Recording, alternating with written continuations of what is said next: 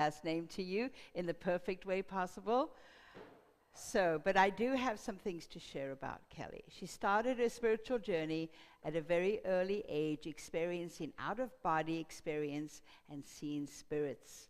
This called her to retreat to the water and woods near her home, where she was surrounded by elemental energies and thus started her magical relationship with nature. She has studied with many spiritual teachers from all over the world and has taken an oath as an ordained minister. I don't know why you would ever want, no, just kidding. As an ordained minister, medicine woman, and as a servant of the Great Spirit. Keli is an energy medicine practitioner, a Reiki master, a shamanic practitioner, a womb keeper, a ceremonialist, and a professional improviser. These words, what's going on with my mouth today? It didn't wake up. Every other part of the body woke up, but the mouth decided to go to sleep. Anyway, so one more thing about Keli. She's also an author of a book called Improv Shaman, and that has been published multiple times in Energy Magazine about the transformative power of divine play. She believes that nature and laughter can heal the world. Let's welcome her up, Keli. Wow, I sound so impressive on paper. I was like, yeah, right on, okay. How are you guys doing today? Wonderful, wonderful. So most of the things that I talk about generally are the tenets of improvisation. And that's what I've been doing for now 30 years, which is terrifying when I look at that I've been doing this for 30 years. And having done this, you know how you'll do one thing and then another thing and then you find out that they're the same thing. I'd gone through a massive ceremony. I did a fire dance for many days, and I fasted, and this is one of the many things that I did to learn and to better myself. And I remember sitting with Spirit one day and saying, okay, now what? What do you want me to do with all this? You know, I've traveled and learned from Sagomas, and I've done my fire dances and my vision quests. I've done all these things. Now what do you want me to do? And Spirit was like, you're already doing it. I'm like, wait, what? You know, you never get like a simple answer, like, here's the thing. And that harkened me back to my journey with improvisation. One of the main tenets of improvisation, besides saying yes, right, is to let go of end outcome. And that's what I'm going to talk about today, which is a really hard thing for us. Because most of our life is how to prevent us from failure, right? Like, even just like our groceries spoiling because we left them too long in the car or anything. We get very caught up in end outcome. And one of the things that I learned was that and it also came through vision, is that we get very caught up in like our dharma and what our mission is supposed to be, our life mission. Like, you guys have seen this everywhere. Like, you can pay somebody a lot of money to go on a weekend retreat and they'll help you with your life mission. Like, so you can figure out what it is. And then how do I get this life mission? And what am I supposed to do? And a lot of times we question, what am I supposed to be doing? And most of the time the answer is letting go of end outcome and just being. We get so caught up on our life mission. And I remember one time, again, I was you know, praying and wondering about certain things. And as I was sitting there doing my meditation and speaking for clarity, there was a butterfly trapped on my screen and porch. I'm like, excuse me, Spirit, I got to do this. So I get up and I, you know, take forever to get the butterfly without hurting him. You know, this took like an hour to do the thing. And I got the butterfly outside, and then I sat back down to be a good practitioner. And Spirit was like, well, what if I told you that right there, that was the crux of your life? That was the one thing you had to do in your entire life, was to let that butterfly out in this very moment. And now you're done. You don't have to do anything else. Your job here is done. I was like, are you kidding me? That's awesome. You know, like, what if you already did what you had to do? Like the big thing. We all think there's a thing, right? We've been told that there's this thing. At least people are starting to say that. But what if we already did the thing? That at least worked for me to go, and, you know, and I've had children, there are other things, or I started a business, or I can go, well, I did the thing, and, you know, and I took care of these things. But what if it's already been done? What do you do with the rest of your life if you've already fulfilled your mission? You enjoy it, which I think is our mission, right? What if you let yourself off the hook for having to do anything but every moment be the best you can be? in every situation, which is easy when things are great. We walk out today and it's a beautiful day and you can see the Mauna, and everything else. But, when there's conflict, like just how can I be the best me in this situation, which goes back to what we're speaking about, in war. How can I be the best me in this moment and keep my light shining no matter what? So I'm another beacon for light in this world that keeps getting darker and darker at times. My only mission is to be in this moment. And as the Huna teachers will tell you, the power of the moment is only a now. This is the only place we have power. I have no power to affect the past. I can heal from it. I can learn from it, but I don't really have any power in it. I can't change it. Same with the future. It hasn't existed yet. I have no power. I can worry about it. I can plan for it. But I can't really do anything. The only thing I can do is right in this very moment. And I think if we come back to that, and of course improv is about being in the moment. Come back to the space of like, this very moment is where I have all my power. This is where my mission is right now. And sometimes I have to remind that even when I'm like driving my car. And that's, when I'm driving my car is when I ruminate about most things and think about who's made me angry or whatever, start planning for what I'm doing and all those very human things. For me to get back to the moment, I literally like, where am I right now? Where is my body? Let me get my mind where my body is. Let me be present right now. And instead of worrying about this thing or this wrong somebody did me, I'm like, wouldn't you rather just be playing some music right now? Wouldn't that, and just like bopping along because it's a beautiful day, you can see the whole Mauna, and like having a good time, waving at the people that are honking at me because I'm going too slow. Ah, what's up? And I have to it's a practice, like any other practice, like where am I? Where am I? My consciousness needs to be where this body is because I only have this vehicle for a little while. I'm driving this around and half the time I'm out of it. Laughter means you get it, right? That's how I know, is that we all tend to be outside of there. And I think it is, we've been indoctrinated in this concept of we have this thing to do. Now, even in my business as a comedian, I have very many friends that made it to, making it in my business is like getting on Saturday Night Live. And I have many friends that did as a writer or as performers. But then they would not be called back or whatever. And it's like, okay, so now what? You were on Saturday Night Live. And there was a huge crash for them to go, well, now what? You got this thing. We never really arrive is what I'm trying to say. Is you may think you arrive. If I get this thing or if I do this or we buy this house, or whatever, we keep setting these goals for ourselves to think that we're going to be happy when we get there. We're going to have it all when we get there. And there is no there. You just keep going and keep going and keep going. I went on a vision quest when I was unintentional. By the way, this happens to me sometimes where all of a sudden, I can feel the vibration like, I better go get someplace because I shouldn't be driving a car. And that's where I'll get visions or whatever. And I was at Mount Shasta, which you can expect that would probably happen because it's Mount Shasta. And I started walking. I saw ancestors around me. And I started going up the mountain. I was barefoot, had like just shorts and stuff and a sarong. And I was like, where next? And I was in one of those states. And then I would hear, go look for the footprint, the next footprint. And I would see like an elk footprint. And I'd put my foot there. And I'd go and go and go. And then I'd hear, watch the dragonfly, and I'd go up to where the dragonfly, and see a dragonfly, I'd go up to where the dragonfly would go, and it was really that simple, just to the next thing. Sometimes I'd rest, but I'd just go to the next thing. Look, and these are things that are joyful, like looking for animal tracks or a dragonfly. It's like, go for the dragonfly. It's like, oh, joyfully, I'll go for the dragonfly. No other thought in my mind, to the point where I realized I looked down and my bare feet were in snow. And I had gotten so far up, something I would never attempt. It was like, I would love to climb that. That is not me at all. And I look down, and I'm now higher than all the other mountains around me. And I'm standing out on this outcropping, and my sarong is blowing, and I'm in between heaven and earth, and I have no idea how I got there, except for one step at a time, one goal at a time. Just like this was what the joyful route was look for that elk print.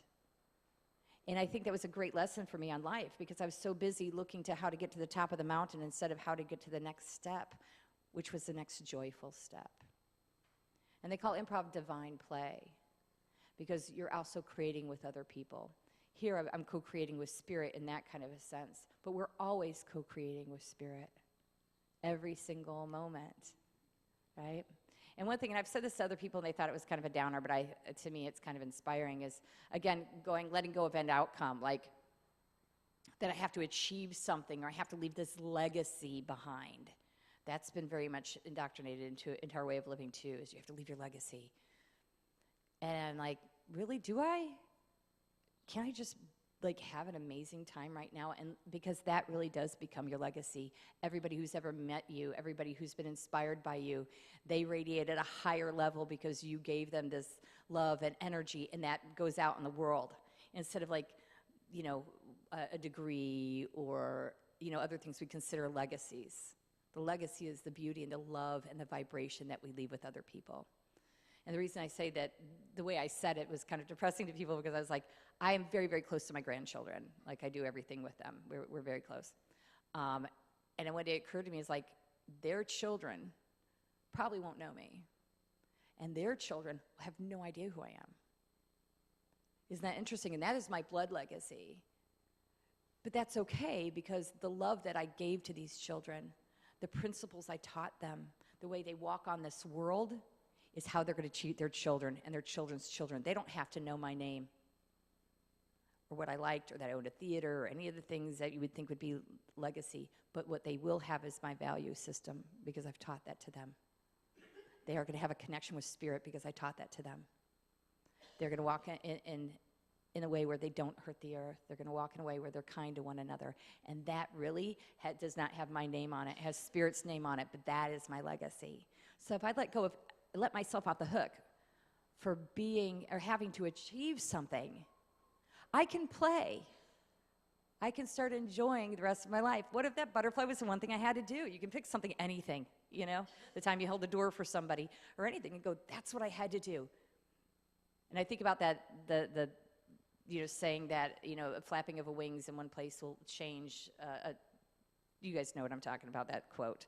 Can cause a hurricane at the other side of the world or whatever. You know, it's like, oh, how many moments have we done that? How many moments have we unknowingly, with just little tiny acts of kindness, even to ourselves, helped other people and changed things on a higher level? And yet we're so like, I haven't done one of my thing.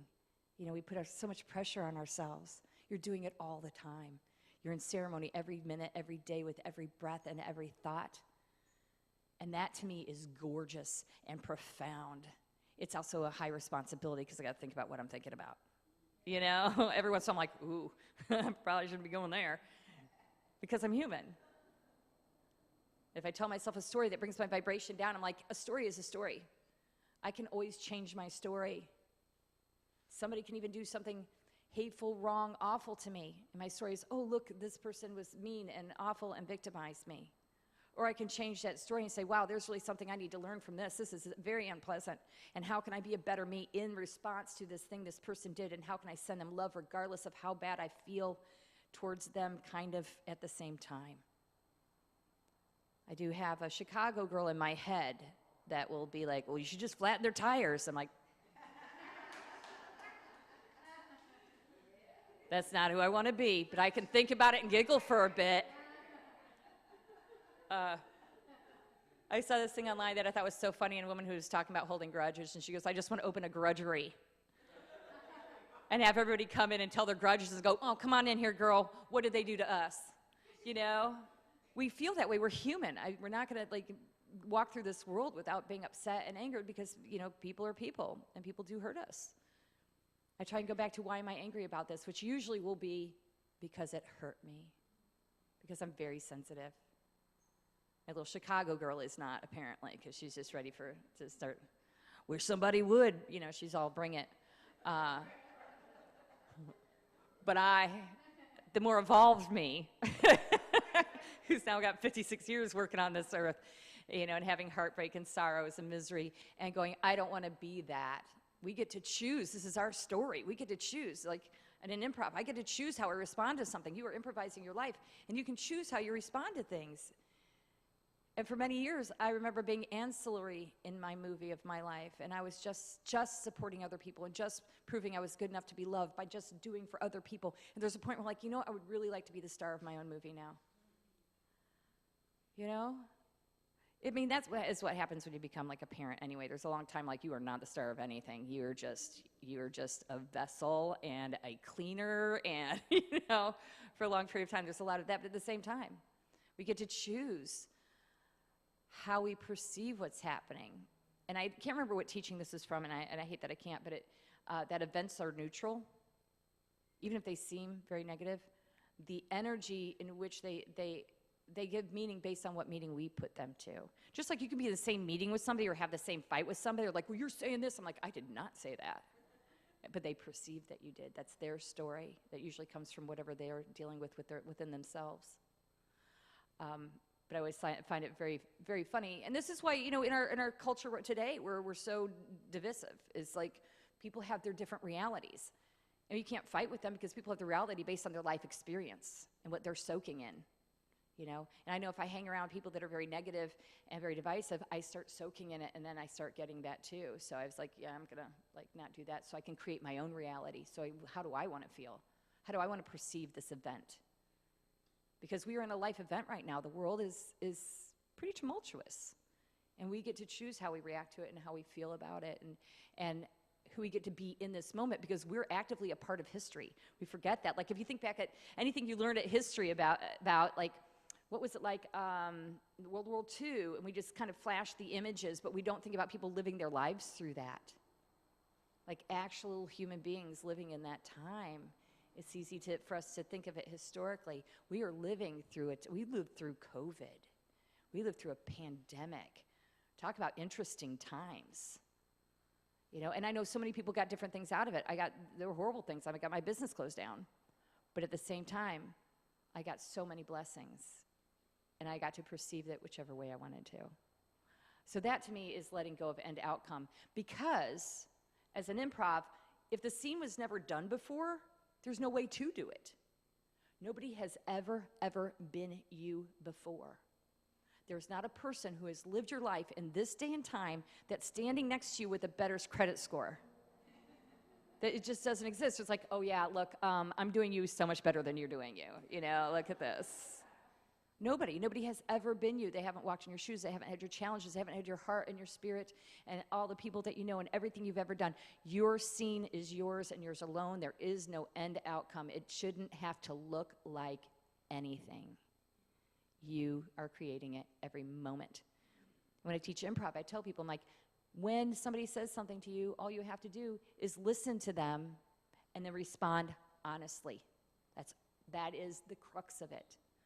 And I have to teach people to unlearn what we've learned, which is I'm not going to respond honestly because that's going to get me in trouble. We spend so much time managing other people's emotions. So in improv, that's what I do all the time. I'm like, no, would that make you mad? Like, oh yeah, but I'm not going to say anything. I'm like, oh, here you can. Out there, I don't recommend it because stuff will happen. People will get mad at you, but at least in an improv, it's a safe zone. It's a safe place which we can actually have authentic reactions and say, like, you're really hurting my feelings right now, and I don't appreciate it. Would I say it out in the real world? Probably not, because it's a weakness that may come back at me. I do it a lot more than I used to, for sure, instead of just keeping quiet and keeping it inside and letting it get in my body and cause illness and disease. Now I'm more likely to say what it is and not manage somebody else's feelings about it. If you said something upset me, that's on your responsibility. I'm just going to it's my responsibility to say it upset me, right? So how hard is that?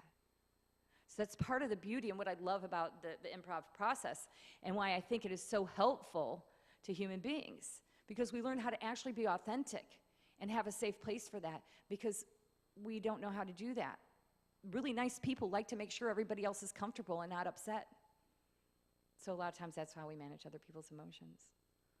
So that's what I love about divine play, because when I play on stage, I am such a jerk. I am like the worst person ever. Like that Chicago girl gets to come out. I can be vindictive. I can, be all these other things, because I'm playing with people that also know that I'm playing, and I get that kind of part of me out and express that. The part who would like to stand in the middle of a Walmart and just Sparta kick all the aisles down and do what I mean. I don't know why that's a thing, but right now that's a thing. Or just go and run things off shelves, or, just create absolute chaos. Like, how fun is that? Because it's not real, right? It's not real. We're doing a scene. So when I do a scene, I am a chaos inducer, because the rest of my life, I'm a mom, and I clean things up, and I stop things from being messy, and I pay the bills, and I do all that stuff. But in my play world, I'm obnoxious. And I think everybody should have a play world. And even when I have those thoughts in my head, when the angry me or the Chicago girl me, that's also that same obnoxious side. We have different sides to us. I enjoy that. I will go ahead and allow that to a conversation between me and my that other reckless self who's like, yeah, what would happen if we flattened their tires? Oh, they'd get it then. Oh, I'd get them then. And I'm like, but then to what end? And then I finally see it through in my little fantasy world long enough to go, that would be so pointless. And I could go to jail. And I don't have a sharp knife, really. And how thick are tires? Like, would it take a lot? I mean, my hands will hurt, like, it's nighttime, it might rain, and then the practicality of it is just ridiculous. So, but it's okay to entertain those ideas and see them through, because what you resist persists, right? So if I at least entertain it in a playful manner, then it goes away. It's just like when we have emotions that some people consider negative emotions. All emotions are positive. All emotions are part of us. When I do feel those things, I go in and say, oh, let me welcome you in here, vindictiveness. Come on in. Let's have a talk. What is this really about? Let me learn from you. Why are you so angry? Why do you want this revenge? Why do you want to puncture somebody's tires? Usually it is something I didn't resolve, or somebody I didn't say something to, I needed to say something to, something I didn't resolve within myself, but it's always in here. It's always something that I usually move around in here. And we work with emotions in improv. I teach people to show their emotions, because we have been so taught not to show our emotions. So I had to learn what emotions are. And they're beautiful temperature gauges. They're beautiful things that let us know this is not for me.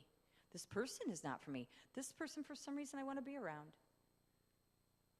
Or like I said, my vindictiveness, that can be in there. I'm like, why? I'm like, oh, because when I was little and I didn't have power and control, all these things happened. So now I want power and control.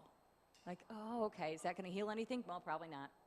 I do have power and control on how I respond. So you work through these things. I invite these emotions in. I invite loneliness in sometimes. And like, why do you feel lonely? And it'll come back to like how many people I don't let near me. I'm like, okay, there's something to work on, So all of them end up having these beautiful lessons for me. And that's why I also call it like an unscripted life, because I don't know what it's supposed to look like. I don't know what tomorrow is supposed to look like. I don't know what I'm supposed to be doing now. I have no clue. So I just walk into the next thing and do my best. I say yes, I show up, and I do my best. And I give all that I can of myself. Because also in a lot of people, especially my family, we call them 38%ers. You probably have some of them. They'll show up to the thing, but they'll give about 38%. My daughter's like, I'm a 38%er. I'm going to go on that walk with you, but I'm going to make it about halfway, and you'll meet me under a tree reading a book on the way back. And she has later gone, wow, I don't know what I was saving that energy for, because I'm going to use it all. Like my saying is like, when I do pass, when I do leave this realm, I want to be skidding to home base, right? I want to use it all. I want to run all the bases, and I don't even know what that looks like or what that means. It's a baseball analogy. Played it a couple times. I was horrible at it. But to be skidding in, to be like, I gave all I had. And that is because when I was very young, I had one of my most profound visions was that, and I don't have, my family back has Catholic lines, but I've never practiced that. But in this vision, I met St. Peter. I had a very rudimentary idea of who he was. And I was like, oh, well, show me. And in this vision, I had already passed, so I got to see him. And I go, well, show me my life. And then we walk out to this beach. It's like forever and forever. And he's like, kicking some sand around. Like, I don't know, it's out here somewhere. And I'm like, well, thanks. And I go, wait. And he's like, yeah, well, they're all, it's like, but they all look the same. They're no bigger, no smaller. They're all the same. And he's like, yeah. And I go, so Mother Teresa and Hitler both have their little sands that look just the same out in here? And he's like, yes. Because it's the value of the time and what you do with it when you're here. But everybody gets one. And I was like, wow. I get to choose what I do with this value of time, whether it was 10 years or 20 years or 50, or if I lived to 70 years old, that sand, the value of that sand, which looks like everybody else's, is the value of Keli Semelsberger's life, what I do with my life. Which also to me was very freeing, because I was like, I can just be a crackpot with it if I want to. Like, It is the value that I give it, just like events. My life is the value in which I give it. Does that make sense? You know, and some people don't honor and respect their grain of sand. And it's just going to be thrown, you know, it's going to be the rest of all humanity. How beautiful is that? I just get to, you know, nobody's going to be holding it going, look at what you did. And maybe that's why I liked it so much. I was like, well, so I guess I can get away with some stuff because, you know, I'm going to, it's going to be out. You're going to have to look for it to find me, right? And that gave me kind of permission to be more joyful and more goofy and more just whatever I authentically am, which is, like you said, you know, it's little crazies. I get to be a little bit more crazy, and I'm okay with that because my value is the same as your value. I think that gave me that too, that honor of each other. It's like we all have the same value, and you get to choose what you do with yours, and I can't tell you what to do with yours. You know? And I honor yours, and I honor mine. If not, I just move my grain of sand a little bit further over here. You do you, right? And that's the thing about unscripted. That is unscripted, that you have this time to do what you want with it. And you're not responsible for what happens after. Just like when you give somebody the message, sometimes you have to tell people things, again, like how you feel or something, and that's your responsibility, is to tell them something. How they respond to you is on them, right? I live my life that way, the best I can. I need to live the life for me because I don't know how long this is going to be, and this is my grain of sand, and I'm going to get every little bit out of it I can. I don't have to worry about my legacy or my dharma or anything else because I know that Spirit is moving in it all the time, and I'm led to the things that I'm supposed to do because I have that great trust that everything I'm supposed to do is the thing that's going to be the thing. That's how I'm going to resonate whatever life source I have while I'm here, by being ultimately the best and biggest me I can be and not make myself smaller for other people. And that's with every one of you. This is your grain of sand. You have the gifts that you have are who you are, not what you do. And I often say this, the people who care about you most, because first of all, that nobody really cares about what we're doing. Nobody's paying attention to you. Everybody's consumed with themselves. So honestly, nobody really, you know. The people that care about you, though, care about how you're doing, not what you're doing. And that's the truth. Other than that, most people aren't paying attention. I was talking to my granddaughter who has anxiety in public, and I said, I just want you to know that you're not that important to the world. You are to me and to the Spirit, but nobody's paying attention to what you're doing at the party. They're paying attention to what they're doing at the party or what they're doing. People are narcissistic by nature. They're all like trying to compare themselves and looking at each other as a mirror. I call that great freedom for me because I can wear what I want. I can do what I want because who cares? They're going to think about me for about a minute, like, that's weird. And they're going to go on with their life.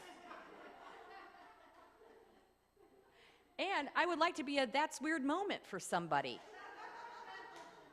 Right? How joyful is that? Everybody's so afraid of that. I'm like, embrace that. That's one little point in somebody's day that's different than the rest of the points in their day. And you get to be that. You know? I like to be that was weird. I'm like, thank you. And have a great day. And remember that this is all a play. This is all a divine dance. This is all these beautiful moments that we have that we're not guaranteed to have a whole lot more of them. So we might as, like, if you're skating on thin ice, you might as well dance. Yeah? Are we good? Tell me where we are on time, too. So let me know when, okay? So I guess really that's it. My main talk is about reminding us that this moment and each one you have is all you can serve and all that matters, and that is your dharma. That is what your mission, and that is what you serve, and that is everything. And that's what's radiant. That's what helps us radiate this beautiful, loving, kind energy that is at the core of all human beings. We just get too caught up in what's in front of us or what's behind us to be what's within us, which is everything. So thank you so much, everybody. Thank you for having me, and it's a blessing to be here. It's been so wonderful. Thank you.